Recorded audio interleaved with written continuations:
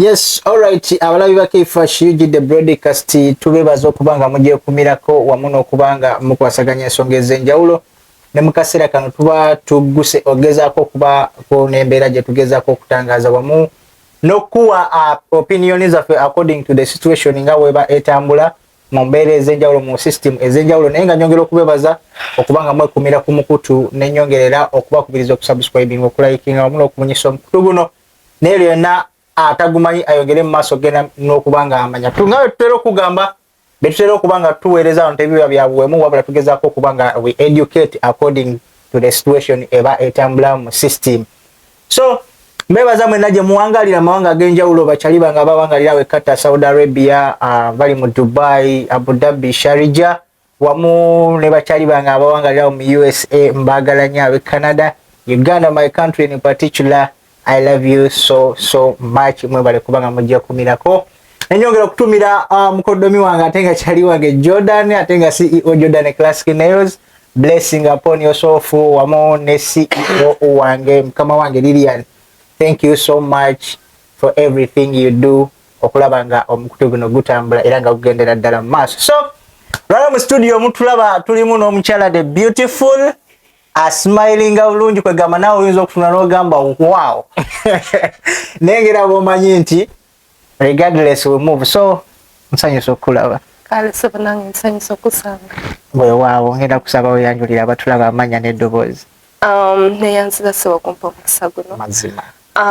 Basebo ne bannyabo mugyebaleko amanya gange bampita Najuma Rita sinzidde wanene Dubai. Oh.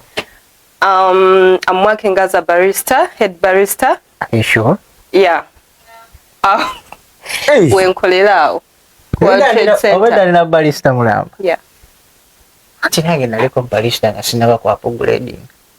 Kati wenyumiza ebyo ngamba head barista. Yeah. Wow. Barista mbagalanya actually. It's a very good job. Yeah. Right? Yeah. Naye ate waliwo ekisinga. Mwebale kuweereza gwanga. Kale, tulina Rita olunaku lwaleero mu studio tugenda kubanga twogera ku milamwa mingi naye nga before nga sinagenda mu maaso nyongera okujjukiza teekemu mwesibi abaliri beauty parlor gwe neetaaga makeup yeetaaga okubanga bakusiba enviiri bakolako enjala in conjunction with Jordan Classic Nails beewaddeyo okubanga bafa ku bulungi bw'omukazi nga bw'obadde 2023 we are wrapping up the year so twagala osigale kyekimu weewala okuyingira by the way mwewala okuyingira omwaka omupya n'enviiri enkadde please Lilian yewaddeyo kubanga abatereza mu mbeera just mere look at Rita the way she looks she's so amazing she's sweet mwasama nenga mwewala okuyingira omwaka omupya ng'olina enviiri enkadde Lilian yewayo kubanga atereza abakyala mwenna ate nga kugamba yakuleetedde ebipya bingi omuli kye twatumye Lily Beauty Grow munono nga mulimu ebizigo whitening bijja kuba bibabulibwa mu maaso awo manyi naye mumanyi nti sinaba kubanga kwasaganya bulungi mu system nenga yakuleetedde ebizigo gwe n'omukazi ayagala okubanga okyusa mu kala oyagala okusigala mu nakyo as you are naye nga ate olina olususu olunyirira olina nakoozi olina byonna yasazeewo okubanga abakyala abatereza mu mbeera ate nga era alina nekyeya kye tuyita Lily Beauty Supplies olina omwagalwawo olina birthday olina anniversary olina baby shower byonna yeewaayo okubanga abikolera era nga abikutuusako bulungi nnyo so mwekwate namba yali awo wansi bajja kuba bakolako bulungi nnyo ddala. Kale Rita olunaku lwaleero waliwo ebitambula ebigenda mu maaso nga bwe kiri nti mu ggwanga wabawo embeera ezituukawo mu mbeera ez'enjawulo naye ng'ate buli muntu alina opinion ku mbeera eyo. So olunaku lwaleero tugenda kwogera ku kintu kye tuyita relationship naye ng'ate relationship eno evaamu ebintu bingi nnyo mu bulamu bw'ensi eno. Recently twalabye omuvubuka mwana mwaka muto myaka 24 egy'obukulu ne girlfriend we myaka 23 egy'obukulu. Muvubuka ono nno nga ye mutabani w'omusajja gwe bayita Brian Baba awangalira mu ggwanga lya Uganda awo. Nono omuvubuka naye abadde ne musazi wa mpiri obanga akola ku mbeera ez'okuba nga atereza enviiri gwe badde bayita Arnold Baba wamu ne girlfriend we gwe badde bayita Shina. Baavudde mu bulamu bw'ensi eno ng'essaawa zino bwe twogereza embuyaga ezikunta.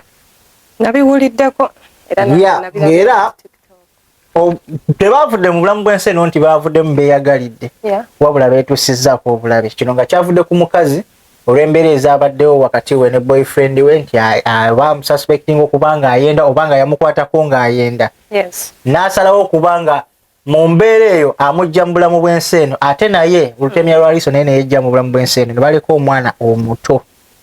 So kijja tuyiga mu kino kyenjagala okubanga ffenna tutegeeramu gw'olaba ddala kyali badde waffe omusajja oba omuvubuka yenna nga ddala mufunyemu obutakkaanya bbaawo ne bw'aba ayenze I know you have ever been in a relationship. Yeah. And the guy yali akudisappointinzeko to the extent nti otula ne Samuel n'okaaba wekka. Yes. Gw'olaba kiri waffe okujjayo akambe oba okukwata obutwa ekintu kyonna ky'omanyi kisobola okujja mu muntu mulamu bw'ensi eno because of love n'okikwata n'ojja omwana wa muno mulamu bw'ensi eno. Ko yani according kunze yani kuchemmanyi kweyo situation yabaddewo cause nabirabyeko ku TikTok and it's all over like most of the people babirabyeko. Yeah, true. And many men actually they are scared of us now right now. Okitegeera. Naye nga nze ku side eyange okay abasinga obungi bajajinze omuwala. Yes, it's right. Omuwala kale okusinzira kwa nange ndi mwana muwala. Yakoze kituufu? No, like I'm giving my opinion. Okay. Okusinzira omuwala we yabadde kale bambi kyeka kyamulum yani the pain gye yabadde nayo kufa abakyala. Tutera okubeera nayo and ebiseera ebisinga kisinziira omuntu how are you going to handle that situation ogenda gihandling otya. Kuba ffenna abakyala si bakyala ffekka abantu ffenna tuyina obujja twatondebwa n'obujja naye like how are you going to control that bujja. Exactly. Okitegeera ogenda bucontrolling otya. Nze nga Rita kyenneebaza Mukama nina nnyo Katonda wange ku mutima era buli wendowooza ekintu nga like actually buli wendowooza ekintu nga ekyobulabe ekyokuba nti nsobola okikola ntera okusooka okulowooza Katonda ekikulu nnyo. Okitegeera n'abantu abandi surrounded abaneetoolodde we banawulira nti Rita nakoze ekintu bwe kiti how will they feel.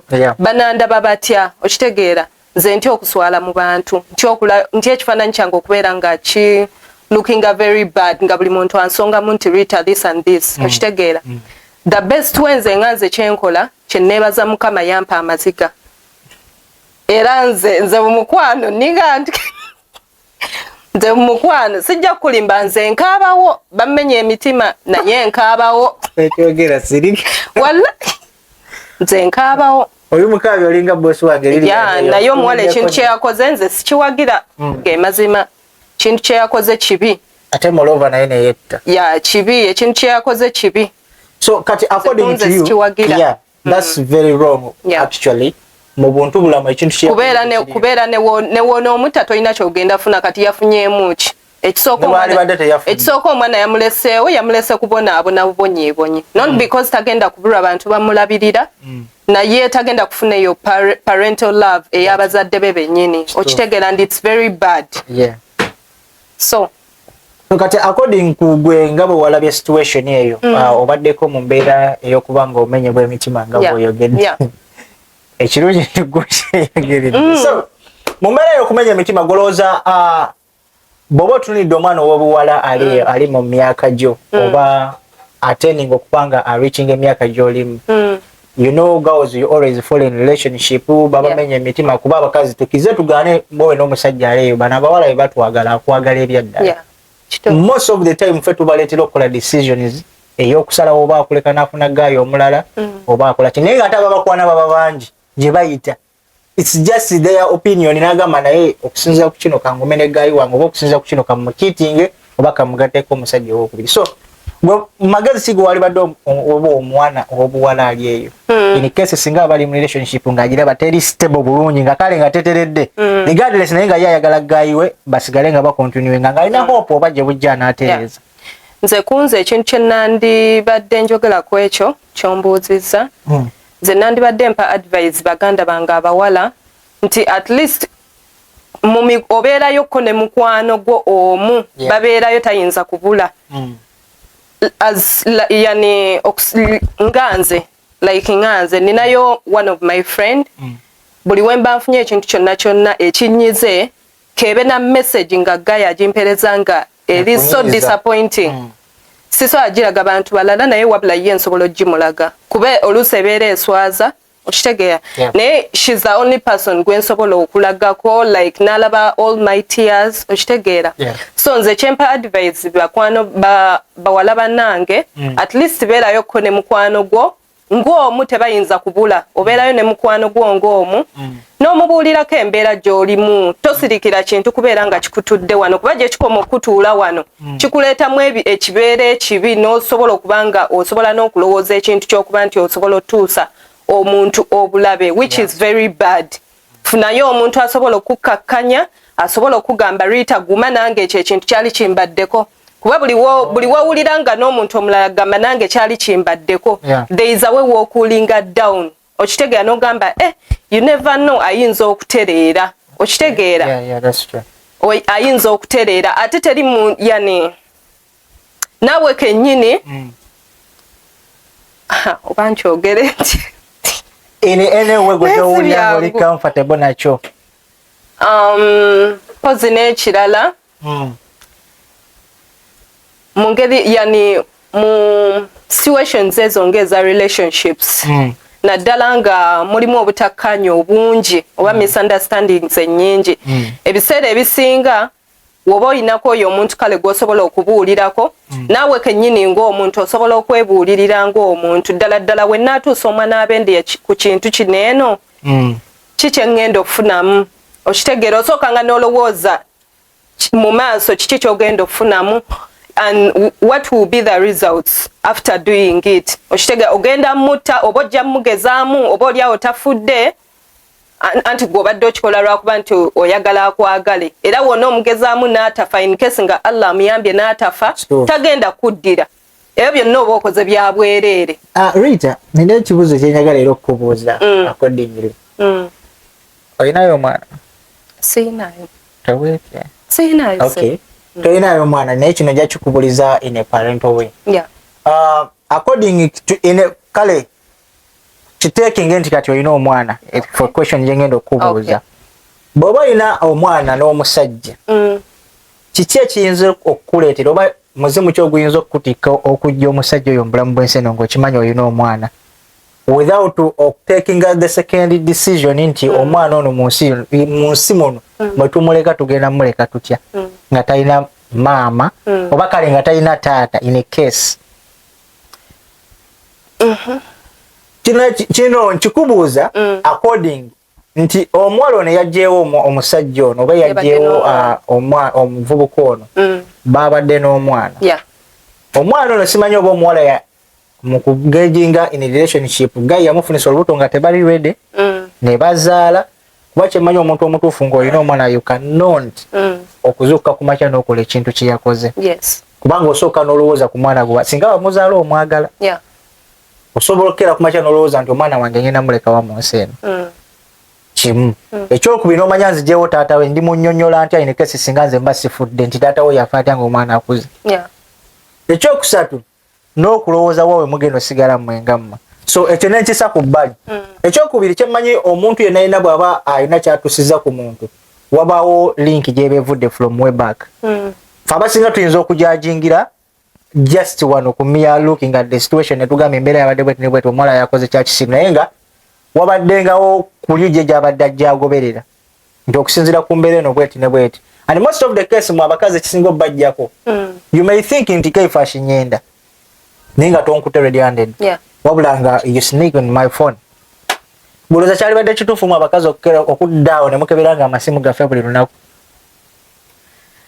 ekyo ekibuuzo okimanyi naye wali okikozeeko eyo ntunula nedda sebo ku saidi eyange nze najjuma nze era nsiiba nkigamba mikwano gyange cause ninayo mikwano gyange nze siri mufumbo but my friends abafumbo bajja ne bambuulira bye bayitamu ne mbagumya however much batera okugamba nti abatali bafumbo tetulina nnyo byamakulu bye tubagamba naye ate nze bajja ne baŋŋamba ate ne mbagumya ne basigala mu bufumbo bwabwe okitegeera so nze ku side eyo nze era nsiba nkigamba mikwano gyange si kirungi kukebera simu ya musajja. Soko komenao. Si kirungi kukebera simu ya musajja. Mpobugalo. Ekisooka soko osimbe wakati kino nkyogera nga nine ku kamera. Ono ye mukazi yekka mu bakazi gwe naakasoosa okuwulira ayogera ekintu ng'ekyo nti nze siwagira mukazi yenna akebera simu ya musajja. Genda mu maaso. Ndena kigamba bosi wange eyo liri nayomba liri kitegeere. Nze ku side eyange if a man loves me kubanga olaba ebintu by'obufumbo banaye obufumbo it's a big thing lwakuba abantu abamu era ne wolaba abo batuuse kwetta sijja kugamba nti no baba besserwa kuba nti oba nti obufumbo nti abakulu be babutegeera bokka okitegeera naye obufumbo it's something very big. True. It's something very big. Yeah. Obufumbo lwakuba nti abamu tebaagala kukkiriza naddala bawala bannange ebintu ebimu tebaagala bikkiriza ate nga balina bikkiriza ku mpaka baagala tebayagala mazima okitegeera. Yeah. Obufumbo bwandinyumye nnyo before nga temunnaba kuugira nga koze wadde mbuziza ekyagundi kyali badde kituufu gwe ng'omukazi ne bw'oba kati kitwale nti olina boyfriend wo oba mweraba every after whatever oba nga muli ku ofu zammwe oba ng'ogenda n'omukyalira oba nga yajjewo do you think kyali badde kituufu okebera essimu ye oba ye okebera essimu yo? kisinzira omusajja ekyokebera essimu sikiwagira ekyokebera essimu y'omusajja naye era ekyo nakyo kijja mu ngeri nti waliyo abasajja nga talina nnyo buvunaanyizibwa ku mukazi oyo tolina right ekola ki ekebera simu ya mukazi talina buvunaanyizibwa zina nga tolina yani oba nkireete ntya nga takulabirira oyo omusajja ali right okuba nga acekinga essimu yo ye musajja yani eyagera ku makya n'akuwasa ewamwe. Yes. Nga bbaawo your husband. Are you sure it is worth it? Your husband. Okubanga okebera essimu. Kuba aba yakusasula. No, ngamba ye yalina right. Ye yalina right. Ekebera essimu yo. Yalina right ekebera essimu yo. Tolina right ekebera ye. No, nze so akebera oli aba mukama wange. Kino njagala okizimbire mu perspective. Oli aba mukama wange. No. Bamukera ku makya network for example nenkukwana. There is what we call mutual respect je tuba wakati wange nawe. Regardless of the relationship baby hani bichi ne babawo respect yo je mbanina nti nze kino kyogera kati nganze. Nti read esimu ye webe eriawo. Ne bemba nakuwasa ne tuba tubadde mu process. Nze nganze keifasha I don't have any audacity. Okebera mu simu yo kwate ekintu ekyasinzo kyankalanya abantu ku nsi kuno. Simu ezo zola anti abasajja bo baagala nnyo zikebera sibo na mu kyasinze anti nze already nakuwadde da opinion yange saako ekitegeera gwe tosobola nekikiriza kigane 95% abakazi mu musingo okebera amasimu naye ate nze kunze kale ekizimu kimu kinku naye nguulya singa ngera ku mashanga ne relationship nawe there are some situation where tuuka notandika okugamba naye keifashona ali biki sigenda kuwaliriza nze keifashe ntadde essimu ku mmeeza ngenze mu kiyigo okunaaba ensonga enkozesa ekyo nandibadde kuba nange ndi mukazi saawukana kubali abakazi abayaba enkugambye abakebera kubanga kino tukyogera tukizimba nti mu mbeera eyatuusewo okuba n'abantu ababiri tebiyinza kuba nti she was suspecting the guy okubanga akola kino ne kino wabula aba ayina nkugambye gy'abavudde ng'azimba ekintu kye from day one either ng'akebera mu simu y'omusajja n'alaba booking z'aba nazo nti leero tugenda kujja tucekalemu oba tugendagenda kwambiasa oba luddawa ebyo n'ateeka mu mutwe nga budda abbanga ddene ng'akebera essimu kati kyenkugamba one of that click nti kyalibadde kituufu gwe omukazi okubanga okebera essimu y'omusajja si kituufu kati nze nkuwa ensonga lwaki mba sisobola okitegeera nze neewala kuba nti ejja kunsuula eddala kozi niyinza okusangamu ebintu nga si birungi nze saagala kaaba ndi munafu mukwano omukwano ogwokumalamu yes kati okwewala ebizibu ebingi n'okukaaba it's better omusajja wange ne muwerayo ekitiibwa kye well and good So do you think abasajja ekitibwa kye mubawa like for example ngabo chogede nti gwe one bao ekitibwa kyo moyo cannot check his phone ojiwe ekitibwa nomanya nti bwe mba nina gayi wange nga ntegeera abanga abeerawo so goloza ekitibwa kye muwa abasajja mu mbeera eyo bakikozesezza bulungi kakati mulimu abamu abasajja kati okusinzira ngoyo muwala ku kintu kye yakoze mulimu abasajja abamu cause most of men abasajja abasinga obungi benzi sijja kikweka abasajja benzi naye mulimu ono ayenda ng'ayendesa kamanyiiro kati bebo be bafumise buli omu aba n'ekirowoozo kye kati okitegeera bebo yoyo gwe bafumise ng'oyendesa kamanyiiro nakumanyiira abasajja gye bali abayenda silently naye nga talaga mukazi we okitegeera nga fe omukazi newo nimba kale infera naye nga mmanyi nti onjagala nete mwagala nnyo amazima ogamba amazima teri waliwo amazima g'osobola okuŋŋamba yeah I can newoba ova kwenda osobola okukoma weewaka nonnimba n'ondagala zonna olaba Rita ebiseera ebisinga mu abakazi you're that woman nti bwe nzija nenkwana nga nina intention ezikwagala if I tell you I have a child gwe kenyini kigenda kukyusa ebyozo naye gati ono gayi mutwala alina n'omwana and you may think nti gayi atalina mwana is the right person for you and werabidde nti Rita nyiza okusanga nga wazaala omwana naye nga wazaala omwana in a situation nti wali tomwetegekedde ate nga tosobola ddujjamu ate nga n'omwana wo tosobola mwevuma naye ekyo ffenna kyawukana mulimu omuntu gw'osobola okunnyonnyola mu ngeri ng'eyo n'akutegeera there are women who are understanding mujja kuddeeyo ogezeeko omu otya okugamba abalala ate agenda akigwemu nti olina omwana akyankalane gye bali abakazi abali olaba simu zokka ze zibajjako naye nga ate most of the time when you look at men's phone okay togenda kusanga conversation ezisinga from one number up to the 10th nga basajja bokka the same applies to you now wakimanyi sigenda kujja mu simu ya Rita nkusiba ssente naawe kenyini ne bwogikebera essaawa y'essimu yo chats zoyina okuva kwesooka maybe mpaka ngwaku y'omusanvu bonna basajja oba bonna bagaayi ne baba nga bonna sibe tebakwana ne baba nga bakyaliibwa ne bonna bagaayi ngenda genda nkebera TikTok oyo Rita mu following joyina line up joyina nkusiba 90% bonna basajja 10% y'abakazi the same applies to men don't expect men to men okubanga be following oba okubanga ba ante era tetwenkana sigenda kubeera mejale bakazi mukazi ku musajja ku mukazi naye mwate mwina tendency yetu nenya ifa shwachi bakazi okabe ba following ku TikTok lwaki bakazi bokka list yesinga obungi nnyo ku Facebook love banne love love so Rita abatulabe yo abagala kumanya gwe mundowooza yo nga gwe golowooza abantu nga mbadde mutuuse ku kiseera ekyagalana ne mutuuka n'okubanga muzaala omwana olowooza obuvunaanyizibwa bwali badde bukomawo mu relationship yammwe azin gwe nga gwe okusinziira ku gwe olina gaayi mutuuse ne ku mbeera ezaala omwana golowooza buvunaanyizibwa ki bwe mwali badde nabo okutuuka ku extent nti temusobola nakola kintu kibajja mu bulamu bw'ensi eno bintu ki gwe byolaba ebyali badde kinaakola ebyali badde bitamutuusa ku mbeera ejjawo bbaawo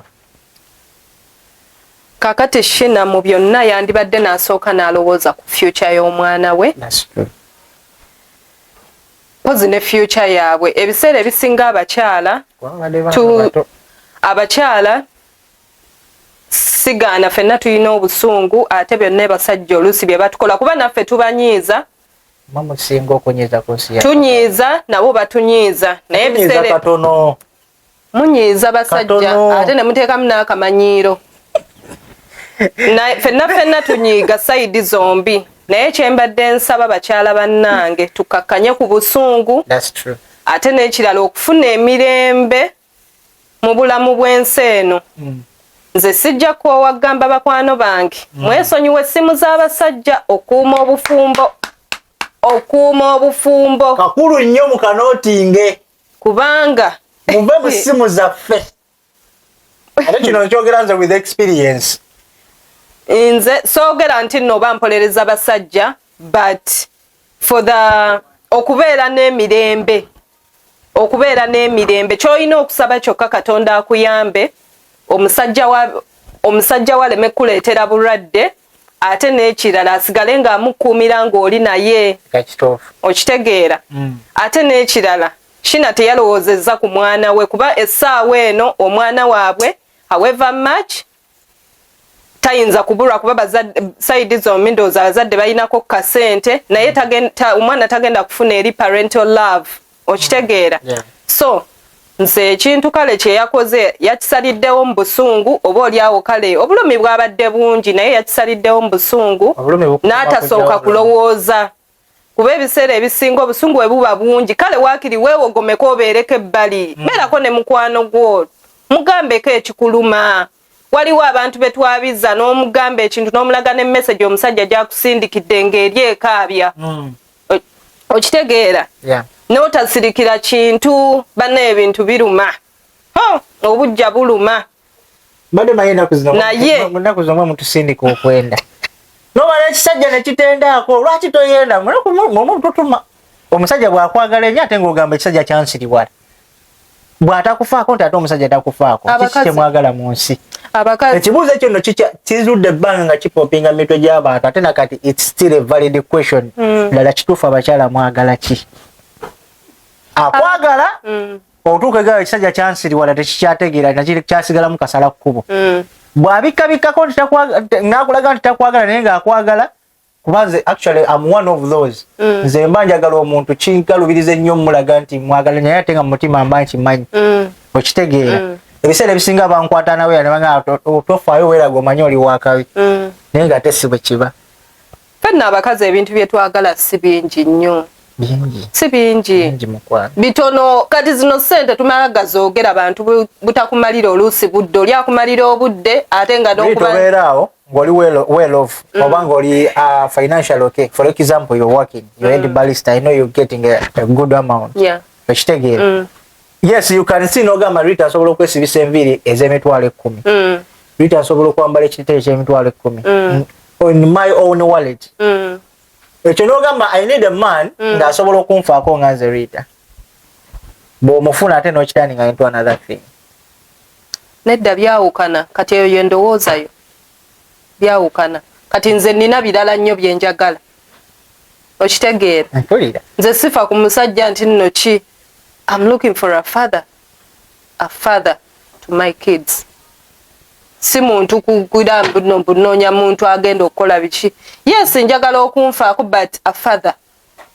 So you're looking a father figure into someone. Yes. A father to my kids. Si muntu kujja kuzannya buzanyi. But do you think every man you're seeing out there who puts on a trouser is worth it to be called a father? Gobola ekitibwa kigwanira buli musajja olwokuba I need a father figure into someone. Olina just simply because you need that. Okisabira Katonda amukuleetera. Singa tetwawukana n'abantu batwagala ekyo singa tekituukawo. Okisabira nze kyensabira kubanga lwaki nkugamba ebintu bino tubyogera as abasinga musobola okukifuna in the other way naye tugezaako kubuildinga kwekyo tutunulira a path bezibeera mu relationship ebintu ebiyinza okugezaako abantu okubanga batuuka mu mbeera eyinza n'okubanga ebaleetera okwawukana eyinza n'okubanga ebaleetera okwejjambula mu bw'ensi eno. Abasinga ayinza obutakutta ne weekanga nga yejje mu nsi eno n'aleka omugugu gw'ebbaluwa bwe guti nesse lwabbawa ng'akola bw'ati ne bw'ati mwenzi ali bw'ati ne bw'ati oyo naye tanajjawo obulamu bwe. Naye athoozi agenda okukutta asigale ng'ayinaayina oba bamusibe. Naye era toba na mirembe. Kibeera kikulondoola toba na mirembe. Okutta is not the solution. It's not the solution. Wali okifunyeeko birowoozo byo? As your boyfriend or your man has ever wronged you and n'omutunuulira bw'ati mbuliriga. No, I really love that. Allah saside man. Nali mwagala sisobola akola guy wange yaliyo kyembadde njogera true story. Soko kagasa batulaba ku kamera It's a true story. As a man ever wronged you somewhere, somehow. But no mutunulira nga yebasa n'okwata akabinika k'amazzi agoocha. Ngeza sagamba nti wakikola. N'okwata akabinika k'amazzi agoocha n'ogamba naye buzo kibadde nti according to you and out of experience, go for the first time, omusajja lwe yali akunyizizzaako mu bulamu bwo. Kiki ekyakuli mu birowoozo? Reaction yo yali etya? Nga you sitting somewhere ng'omulaba atudde wali, ng'olaba obulaga abukwegese bulungi nnyo. Sorry to say. Naye nga what we need to know over people out there kye beetaaga okumanya. With you, kubanga waliyo omwana asobola okugamba even me in the first place nali heartbroken, kyekyandeeta kubanga heartbroken zireetedde abaana ab'obuwala n'ab'obulenzi okukola ebintu bingi. Ekisooka eriyo omuwala agenda okugamba nze neesonyiwa love. Eriyo nga yali ayagaddeko truly ne bamumenya omutima. N'agamba I will never sacrifice myself again eri omuntu wabula ngenda baagalako bakozesa bukozesa. There are those girls nga ye kyeyeetaaga kimu sex kuva eri muntu naye nga realistically mu mutima takwetaaga. Naye nga ye ekimugenda omusanyusa kukubira oliwa weekend am off come n'ogenda oba ye n'alinya n'ajjewo nga ye kyekyo just to satisfy her erisigadde nga takyala kumanya. It's also a kind of heartbreak. Nobayo n'omusajja nga naye n'asalonagawa kati ngenda kubendako alifuna olubuto gwe ndigenda naye oba alinzalira omwana. So nekituuka mweyo category. So according to you, mweyo embeera wali oyiseko mu heartbreak n'osigala ng'oyagala oba naawe wafuuka omanyirira stress myself nga nkyalina obulamu obussa nti nze bino relationship wenkakasandi completely njivuddemu njibuka bubuusi n'engwa mweno neno njibamu n'engwa mweno kwegaya ofuuka nga zex 10 birangirangi. So what was your experience in that category? Nga gwe for the first time watoka okufuna heartbreak tewalowooza kukwetta, tewalowooza kuwandiika kabaluwa, tewalowooza ku kye twagala. You take us through that because bye biviirako abantu bangi okukola ensobi. Ekisooka, moving on is not something very easy. Naddala ng'omuntu obadde omwagala si kyangu. It's not something kyoga nti n'oli n'amayaga ku move on. Naddala ng'omuntu obadde omwagala kintu kizibu nnyo. Naddala ng'omuntu obadde omwagala. Naye nze amagezi ge nandibadde mpa omuntu okusinziira nze ku kye nali mpiseemu oba experience gye nnina ku heartbreak. Ebiseera ebisinga gwe ng'omuntu gwalina okwehiilinga. Ebiseera ebisinga kyekintu ekisooka kuba oli ne waakugamba nti sirika oba move on oba funa omuntu omulala oba kola kino tekirina kye kitaasa. Okitegeera? Okuggyako gwe nga gwe. Find somewhere ng'oli wekka. Obirowooze byonna biggweyo ogambe kiki yani olowooze mu maaso yani kale ebirowoozo biba bingi. Kitegeera ng'era wenkugambye nti gwe ng'omuntu gwalina okwehealing at first. No one can heal you okuggyako gwe. Kiba kyetaaga ne weewaako break gwe ng'omuntu nga bw'osaba ne Katonda wakuyambeko osobola okuhiilinga. Wuliriza ku bapastors basheikh bye babeera babuulirira omutima gukugume mpola mpola kuba bingi. Actually nze njagala nnyo Mufti Menk ayina nnyo bugundi bw'atera okuteekako ne bukugumya omutima ne bukugumya omutima n'owulira nga yo at peace. Okitegeera ogenda okulaba ng'odda mpola mpola tukafaanaganya lunaku ku mulimu nkeerera mpola mpola. Banne teryanyumisa kintu kyakukkakkanya mutima na kubeera at peace ng'oyo omwami era ye yasinga n'okunjagaza obusiraamu. Nze nasiramuka. Obusiraamu gwali Shaima. Alhamdulillah. Wa alaikum salam wa rahmatullahi wa barakatuh. Mashallah. So ofuna mpozi n'ekirala ekyokubiri. Ekisooka gwalina okusooka okwehiilinga gwe ng'omuntu. Ekyokubiri olina okubeerayoko ne mukwano gwo gw'osobola okubuulirako ekintu ekikuluma ku mutima koze ebiseera ebisinga ekintu kikubeera waneeno. Ate n'ekirala if it means crying totya kaaba mu bantu. No, not in si mu bantu. gwenga gwe lwakuba nti buli muntu alina engeri gy'asobola okuhiiringa. Kati nkuwa example, nze sisobola kukaabira mu kamera but nkaaba ebbali mu kitanda kyange ne gye batandaba. Naye kati waliwo ono mukwano gwange anti kaduuka gwentera okufollowinga oyo kati ye ahiringira kuki ku kamera nangakaaba. Kati buli muntu alina engeri gy'ahiiringa okitegeera. Yes. So toyinza kujajinga muntu, toyinza kuwabula kale just abantu omuwabuwi advice ye naafuna ekimwanguyira kyasobola okukozesa n'ekimwanguyira. So kati mu bufunzo n'omuwala yabadde arakinga advice teyeebuuzizzaako before teyalowoozezza. Obusungu bwabadde bungi ate n'ekintu kyabadde kimutudde wano. Ebiseera ebisinga buli wookaaba wabeerawo ekintu ekiba kikutudde wano eno ku mutima. Naye buli wookaaba gy'okoma okukaaba no releasing out those tears. There is a way we're getting relieved. Okitegeera woba wali okigezezzaako. Anti ngamba abantu abaali bakaabyeko ekintu ekibadde wano eno okakkana. Actually Rita kyagezaako okwogerako kituufu. And I myself, nali nkirabyeko somewhere. I have a friend of mine ng'akaaba. Sikyanenya abantu beewabutwa ne bejja mu bulamu bw'ensi. It's not easy. I've experienced that. Nangamba era kyenjagala essaawa. It's not easy. Nangamba I feel like I need to die mpone buli kimu ekiri mu bulamu bw'ensi. Nze okuntegeera yange era namubuuza ki ekikuleetera okuba ng'ogezaako okwagala okwetta. Nanyinyonyola situation okwaga iwe nali mumayinga naye mumanyi they were my friend. Nemugamba ebigambo bino wammanga. 1. Ogenda kufa.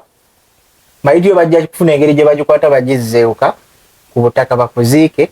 Kyakubiri gaye agenda sigalawo teri kigenda mutuukako. Agenda funa omukazi omulala abeere nga ali at peace. Ewammwe family ye egenda okubonaabona with your memories. Maama wo ogenda okulekera scar mu mutima gwe. Agambe nfiiriddwe omwana ku myaka emito. Actually omuntu byalina kusooka okulowoozaako. Ne mugaso you need to revive yourself omanye wa oteekeddwa okukwata. Era omanye naki. Ne mubuuza ensonga lwaki wava ewaka ng'okimanyi olina omusajja n'osalawo fulumenti nali njagala kukyusa bulamu. Ne mugaa kati put that in mind. Ky'oba otwala ng'omusajja essaawa zino nti kigolo yange likikukyusa bulamu bwange. And she is very happy. She got a money right now. Yamutwala kati ali munsize Bulaya ali mu kweyagala simply because of nena nebaza olwekyo sinza ategeere nnyo naye. There are some point omuwala kyagezezaako okubanga akugamba nti you need to be with that friend or any person bw'oba osuubira okuba nti you can sit with that person n'omunnyonnyola ekikuluma. You never know. Ekigambo nga era abakatuli kye batera okugamba nti kigambo kyafuuka omuntu. N'ekigambo obugambo kiyinza okuva mu kigambo n'ekikufuukira ekikolwa. No kiteeka mu bulamu ate no kyemployinga bulungi ate n'obeera healed very good. So that's the situation ffe ng'abatonde mwe tubeera nga tugezaako okuba nga tutambulira. Naye nga sinabagenda wala ngenda okujjukiza tutyali ku mukutu gwa Kaifa the broadcast era nga tuteekebwamu ensimbi abaliri beauty parlour go neetaaga okuba nga bakusibya enviiri ate nga bakuleetedde ekipya. Balina kye batuumye Lily Beauty Glow kino nga kirimu package z'ebizige ez'enjawulo. Oyagala kumyuka, oyagala kusigala mu nakyoyo, oyagala ku growing up face, oyagala kubanga gwako bunnako. Manyi abakazi tumamanyi bangi mukyusa kkala naye buno obwosigalako nga bwa black. So weekwate Lily Beauty Parlour ku numbers ziri awo wansi ate nga they are in conjunction with Jordan Classic Nails. Buli mukazi yenna yeetaaga okuba nga bakolako buli lwala lwa buli kika lw'omanye mu nsi ya Katonda muno. Beekwate bajja kuba bakolako bulungi. Namba yabwe yali awo wansi bajja batambula ekintu bulungi nnyo ddala. Nkyalina Rita aka Shaima. Ngenda muyita Shaima era Rita kati ndikoyo kuba yangambye that she is a Muslim right now and I'm glad and I'm happy. I'll be calling you Shaima. It's a nice name actually. Sagala banjaji nga I love Islam.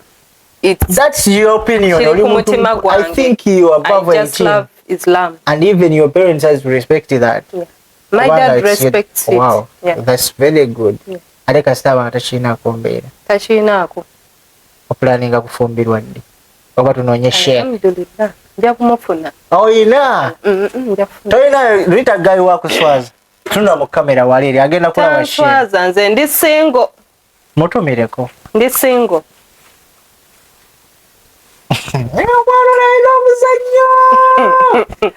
Ndi single. Lwaki playing goloza bwana kira bwato lwaki mutuka mu kamera mutwegana actually. Nze ndi single. In most of the time. Nze ndi single. Nabiwo mulamuko. Okusinzira kwati break ziwayitamu. Yeah. Naye nga nja natereera. Just that. N'ebintu byendi mu kutambuza. Inshallah we nabambe maliriza. I'm good to go. Golowooza omuntu omutuufu era omuntu alina omwoyo alisanya gwaddi mu relationship oba mu mukwano. Kikulu nnyo era bakulaba bakwegesa amaaso. Buli omu ayina.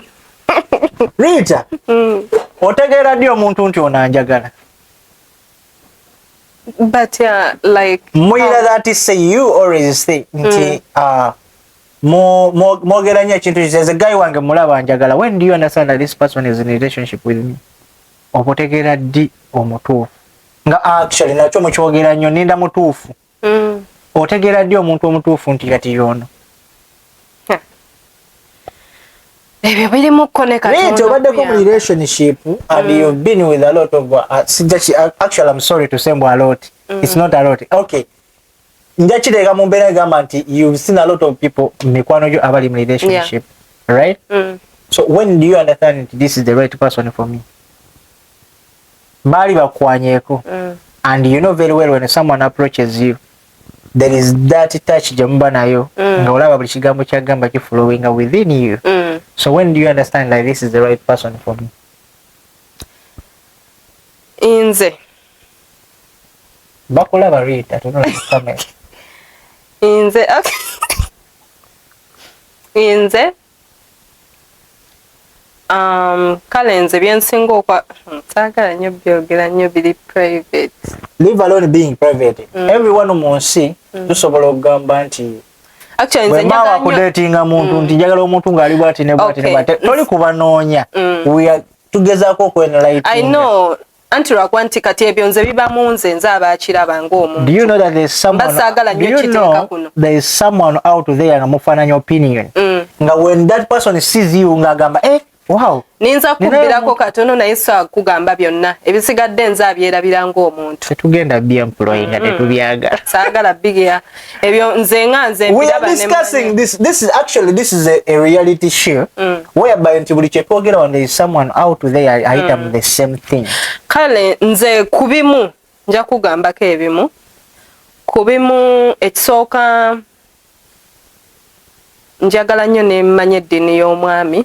Njagala nnyo omusajja omusiraamu. Kikulu nnyo. Okitegeera. Aye n'ekirala ebiseera ebisinga omusajja alina eddiini atera okubeeramu n'ekisa okolaba kyensinga ennyo okukulembeza. Ebiseera ebisinga. So kati bwe manzize gy'olinga ondaba nsaala siba ku musaala. No, vane ku ky'omusaala yani omusajja alimukko ku ddiini nga musajja musabi oba nga anti kyenzaako okutegeeza atera okubeeramu n'ekisa. Okay, sijja kikomentingako ekyo. Ate atera okubeera a little bit humble. Kyensinga okukulembeza mpozi ne famire y'omwami. Wemba nga njikozeeko research nga ndaba bamanyi nti efamire ey'omusajja oba ey'omukazi tugitunuulira okusinziira ku mpisa z'omuntu. No. Rita, I can look at you. Listen. Nkyakugamba ombuuzizza. Okay. Kunze. Kunze ebiseera ebisinga abaana abalenzi batera okubeera stubborn. Okitegeera? Batera okubeera stubborn. But back in their home nga they are fine. Era nga they are the people abasobola okutuuza mutabani waabwe ne bamubuulira this and this n'atereera. Okitegeera? Era nze Yesu omwana waabwe mutunuulira nnyo. Kitegeera? Okusooka nga wekuganya nti nkubbiddeko eddiini gye nsinga otunuulira nti musajja alinamu eddiini musabi. Oyo ne manya nti abamuko n'ekisa. Okitegeera? Kadden bwenva ku binene ebisigadde abalenzi bye bakola ebyeddalu effujjo lye bakola ntunuulira family. Okitegeera nga ndaba nsobola okigumiikiriza ebimu nsobola family yaabwe gye mba nsinga okukola ki okwagala okusinga okumanya nti wembatuukirira bo bali batya. Before baba kuyenda mu relationship osinga considering ki? before nga nzizo for example nzizo kukwana. What do you consider most on someone?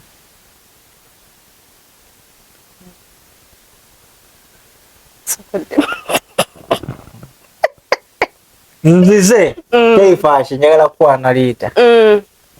Was on meetings. What could be your first reaction? Reaction as in nabakitegeera bulungi. Read, I believe about tunulira omuntu. Nga mbadde mwogere mbadde temwera. Anti enkwana za mirundi mingi kati you can tell. No muli mutima gwo nga toyina gwogera naga sinzira ko no guy. Nyinza okumala kunaika nabenewe. But guy is worth it to be present to someone. Mubina abakazi nemwegero ga nanyitize guy naye wae guy yabadde wakabi. Ekijja kunkolera kansoke kigezeko ndabe. Kyagala okungamba tokirina.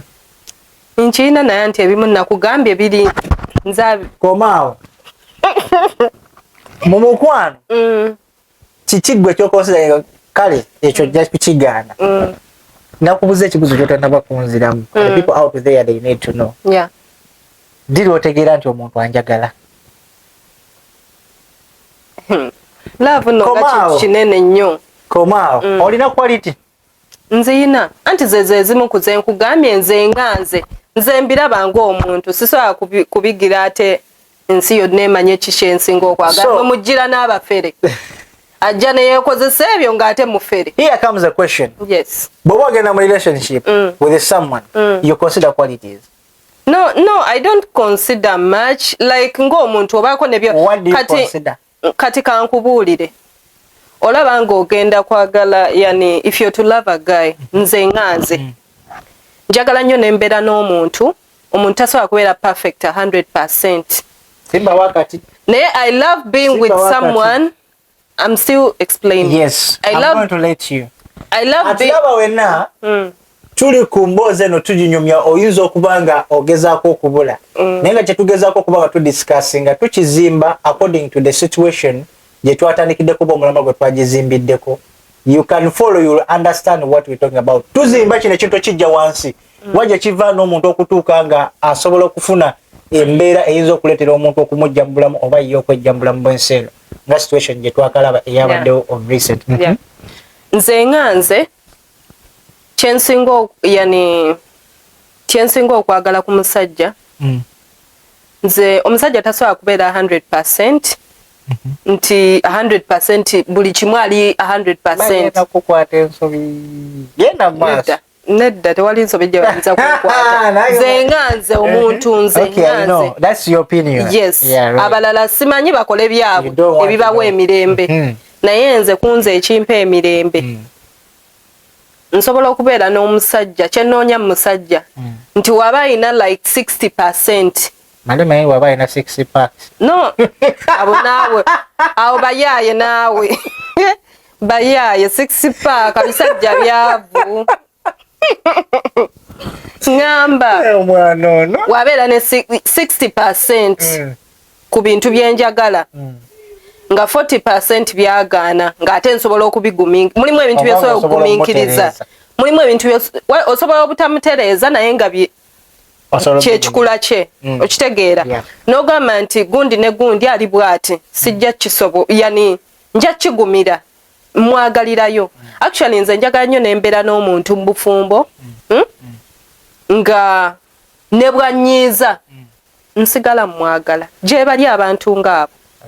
Waliwo ekintu omuntu kyayinza okukola nga si kibi no nga like ng'omwagala si kuneegayirira okitegeera like waliwo atayagala ekyo kumwa abakazi okola kyokwegayirira no kisinziira bane wenalo wetunuzeere nze wanyiizizza nvaako oyagala akagamba gwe nawe soli buli muntu alina engeri gye yeetwalamu bane love kintu kinene nnyo. Rita, do you think for someone to engage in a relationship with somebody kyalibadde kituufu okubanga considering qualities?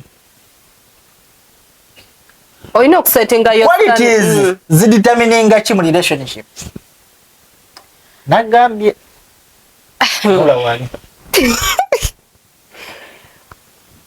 qualities akuba bibuuzo nkuwaana Leta bimanyi. Kangali mukwano. Nedda. Kankubuulire teri muntu agenda mu relationship nga talina qualities. Ekibuzo kiri nti qualities determininga ki mu relationship oba ziyamba ki mu relationship? Nchiddemu? Lita. Qualities. Bane qualities kyetwogerako omuntu okubanga alina bye yeeronda ku muntu.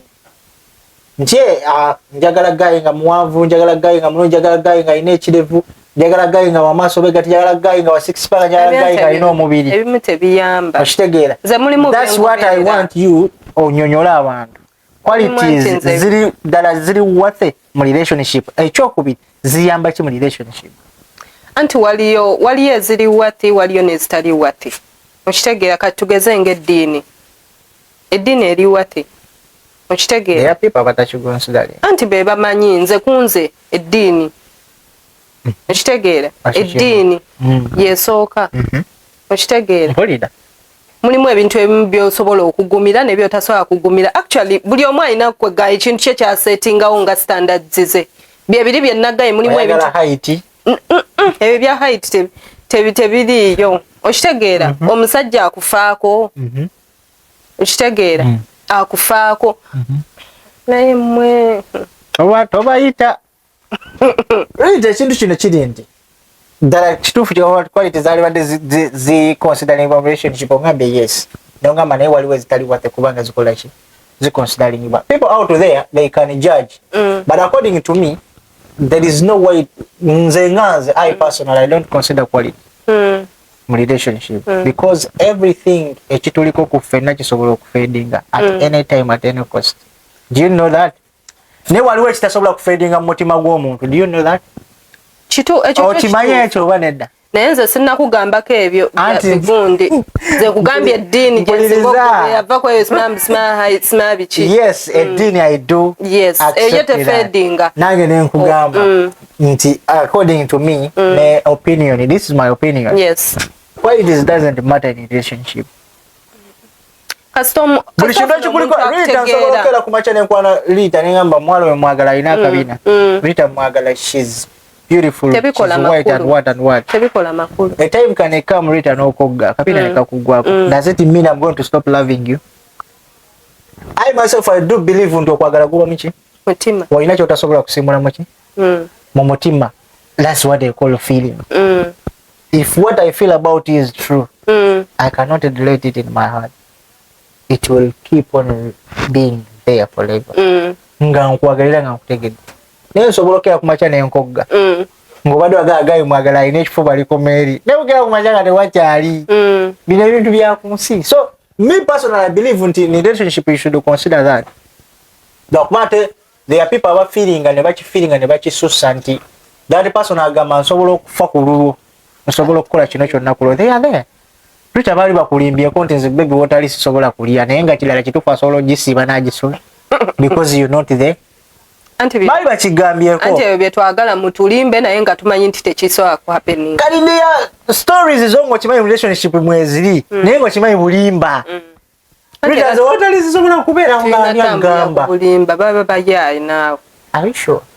Bali bakulimbye kate n'okkiriza. Anti bitunyumira. Nze nakungaba mukazi ne won wangi. Kale bagamba n'ebiwoma bigwa byokya nkyalina Rita olunaku olwaleero tugezaako okukwasaganya embeera naye nga yomanyi nti obudde buba butuubidde akatambaala mpola mpola naganya omuyita Rita because ye Shaima director abadde ki nja kumukuba oba tulaba nti obudde butuggwako naye nga Rita mu kigambo bigambo kimu bibiri njagala obeeko obubaka bw'osindika eri abaana abawala abali eyo from 18 years to the age of 30. I believe nti baba bakyali bavubuka even 35. Mu myaka gy'oliko oyinza okuba tonnaweza myaka 28 oba myaka 3 ne bwe giba 27. Kuba I believe olinga myaka 25. Alhamdulillah. Alhamdulillah. You can say something to people and they pick out to something from you and you can always act as an example as a single woman as you are. Bugambo ki bw'oyinza obbagamba n'abawala bali wano abawangalira ku kyeyo bongo omulimu gwabwe yetasobola kusurvive nga talina musajja mu kataano. Sorry to say but it is there and it's common and you know you do it. Yes, ninza okugezaako okubabuulirira naye biyinza okuba nga bingi nga ebimu siyinza bimalayo bulungi naye nga njagala okugezaako okubuulira ku bawala bannange nti Allah wakuyamba n'akuwa omusajja ng'akwagala ng'akufaako bannaye beera n'oyo omusajja. Bangi tuli eno onoonya n'omusajja afaayo tebalabika wali kuno ku ddungu. Baddiya bw'ofuna omusajja kimukulembeza nnyo ekyeddungu. Tewali. Allah akuyamba actually bambi ebyaddala ng'ovudde ku ebyo Allah wakuyamba n'akuwa omusajja ng'afaayo ng'omusajja akwagala. Manya omusajja oyo muwe ekitiibwa mwagale ate weebaze ne Allah wo. Okitegeera bingi ebibeera mu bufumbo naye byonna ekikulu mwewale essimu z'abasajja. Mwewale essimu z'abasajja okufuna emirembe. Eyo gekinuguna kati tetulina kyakukolera.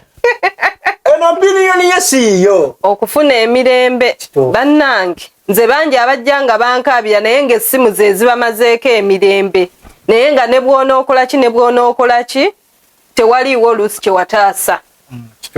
So okwewala byonna byonna omusajja aba akuyambye omusajja aba akomyewo ewaka banna omusajja oyo aba akwagala lwakuba nti mulimu abasajja abendesa akamanyiiro bebo abasajja besitawagira.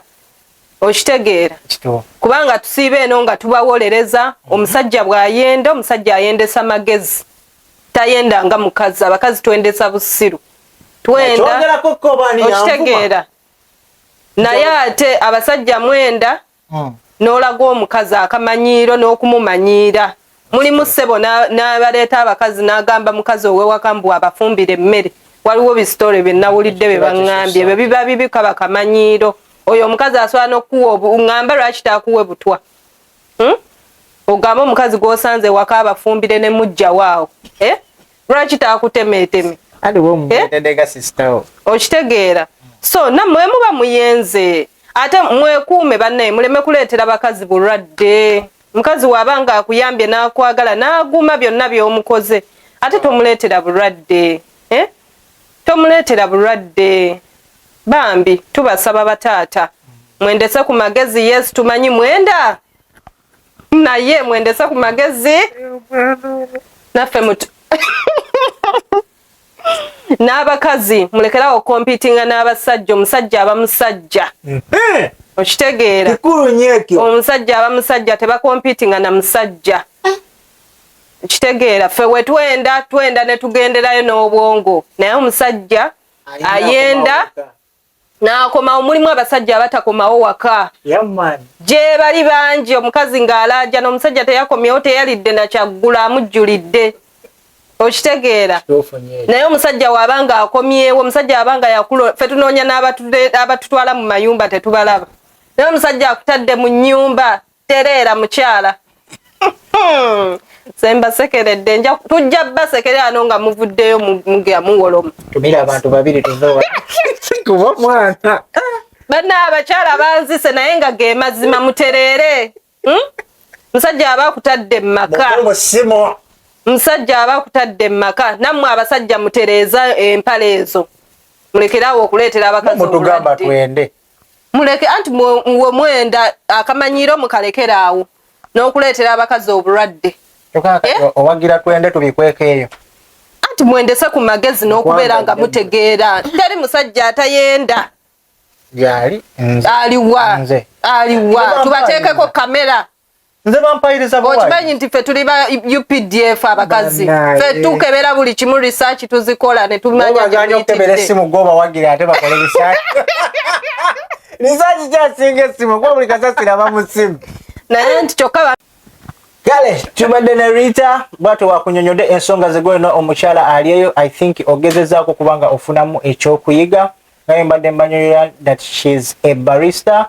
She's a professional barista and a head barista at the same time. So she's a working class lady sigogera okubanga oleta amalala agenjawulo so kwatu mu bigambo bye mu opinion ye bagezezako kubanga okunyonyola obula kyensinzo okwata mu kiri kimu nti mukazi atawagira mukazi yenna kebera simu ya musajja and it's very good and it's a good thing mwesonyiwe esimu z'abasajja so n'olwensonga eyo mbasigadde Kaifa Shiji sweat out a DXB to Uganda to the world the alien skin of Dubai the Bobby Wine of UAE tugenda kubanga tusukawo wano kulwa Katonda n'ensi yange Uganda empozi mama wange nkwagala nnyo omukyala Nalugalazi I love you so much gwe Katonda w'okunsi wange without you simanyi kiki kitasobola kukolera nsaba Allah wakitiibwa abeerenga nkunkuumira akumpeere ebirungi ebisinga obungi nanga nyongere ssente ate nyongere okuwa byesinga kubanga weetaaga sigenda nsukawo wano assalamu alaikum wa rahmatullahi wa barakatuh akume atakumira mpeera kulwa Katonda n'ensi yange Uganda bye bye